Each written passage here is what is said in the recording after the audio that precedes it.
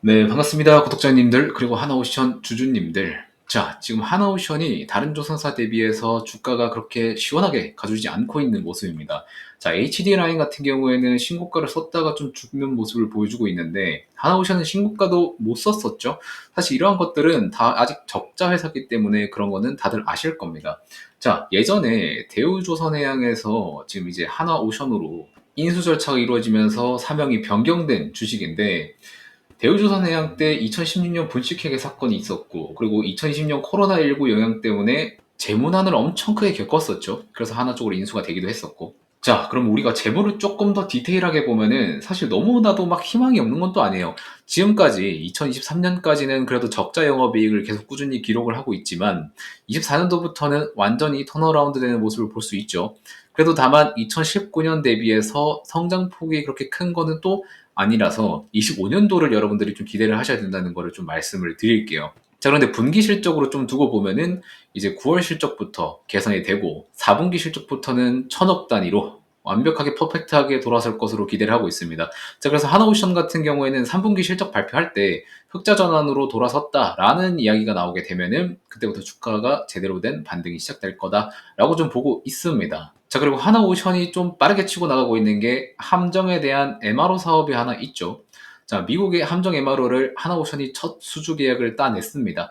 이러한 부분들이 함정 사업의 선두주자가 될 수 있다는 것을 조금 암시하는 내용도 있습니다. 자, 하나오션뿐만 아니라 뭐 HD 현대중공업이라든지 이런 기업도 계속 들어오려고 하는데 현대중공업은 25년도부터 들어온다고 얘기를 하고 있어요. 그래서 일단 첫 번째 주자는 하나오션이 되고 있다라고 말씀을 드리는 거고, 사실 주가적인 기술적인 측면에서 보자면은 아직 횡보를 하고 있어요. 자, 이 횡보 박스권은 뭐 아래든 위든 저는 위를 보고 있긴 합니다만 어쨌든 이 박스권을 해체하는 시기는 3분기 실적 발표 이후다. 그게 이제 11월 한 중순쯤에 나오게 됩니다. 이제 한 달도 안 남은 시점인데 이때까지 여러분들이 잘 준비를 하셔야 되겠습니다. 자, 일단 저희 채널에서 계속해서 하나오션에 대한 그리고 다른 조선사들에 대한 이야기들을 계속 해드릴 건데, 만약에 조선업종을 보유하고 계신 분들이라면 지금이라도 좀 구독을 하신 다음에 향후 주가 추이가 어떻게 될지를 살펴보시면 좋을 것 같다는 말씀을 드리겠습니다. 뭐 구독은 안 되더라도 좋아요나 댓글까지는 좀 부탁드릴게요.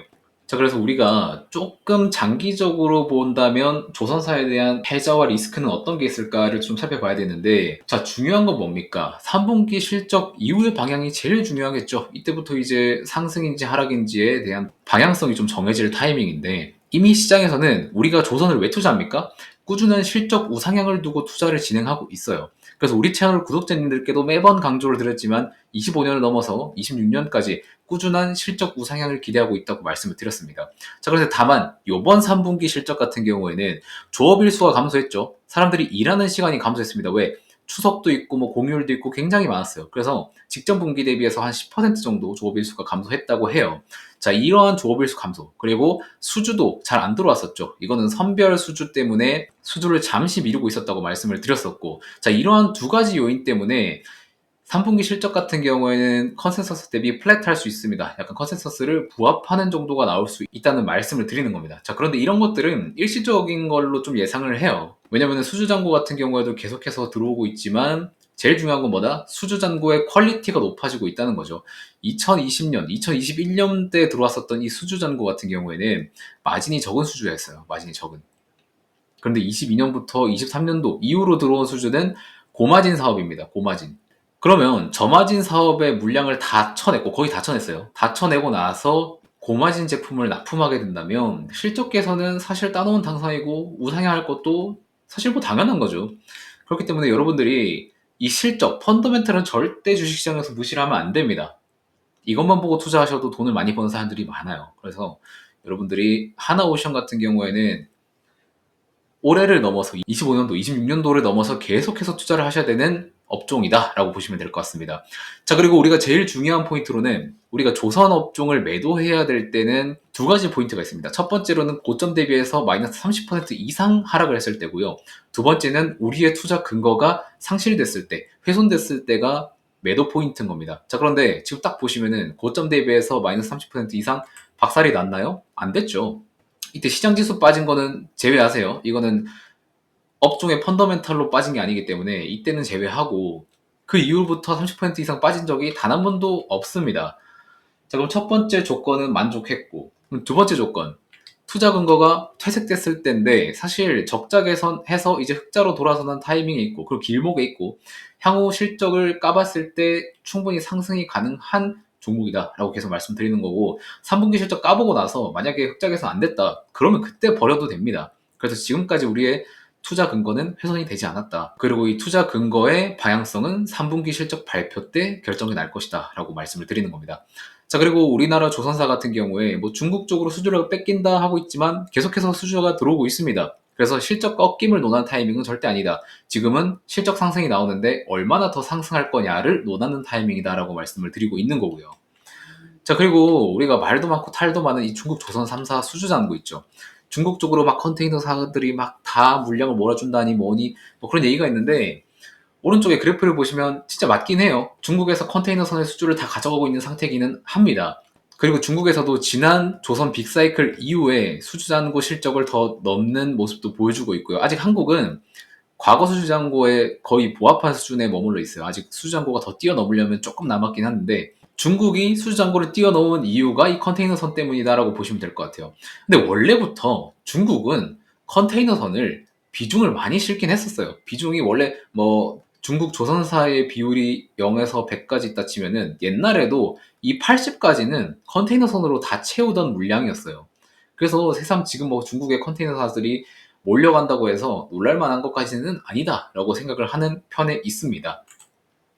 자, 그래서 이 컨테이너선 왜 중국으로 다 갔을까를 두고 보시면은 중국은 인건비가 너무 저렴합니다. 이거는 조선사 말고도 다른 업종에서도 다 적용이 돼요. 중국 인건비는 너무 싸요. 그리고 고정비 때문에 원가 경쟁력도 너무 좋죠. 이런 것들을 다 따져봤을 때 다른 국가 조선사 대비 선가를 좀 낮게 제시를 할 수 있는 겁니다. 실제로 중국 조선사 같은 경우에는 선가를 한 8% 정도 낮게 책정해서 납품을 합니다. 그리고 납기일도 좀 빠르죠. 인력이 너무 많으니까. 그래서 인력을 계속해서 밤낮 없이 투여를 해서 납기일도 빠르게 맞출 수 있는 부분도 좀 다른 선사에, 해운사에 어필을 하고 있다라는 것도 알고 계시면 될 것 같아요. 자, 뭐 이러한 요인들도 있겠지만 사실 한국도 컨테이너선을 가지고 올 수는 있었어요. 근데 안 가지고 온 거예요. 왜? 지금 2027년 도크는 한국 조선사는 꽉 차 있어요. 반대로 중국 조선사 같은 경우는 2027년 도크가 여유가 좀 있습니다. 중국에서는 도크를 지금 계속해서 좀 늘리고 있는 편이기는 해요. 계속해서 늘리게 되니까 2027년에 사용할 수 있는 도크 수도 좀 여유가 남는 거죠.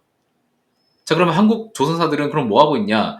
2028년 수주를 따고 있는데 여기에서는 컨테이너선보다는 이제 고부가 가치인 LNG선을 따려고 지금 준비 중에 있죠. 자, 제가 말씀드린 것 중에 25년도 딱 되면은 미국에서 LNG선 발주가 나올 걸로 예상을 하고 있습니다.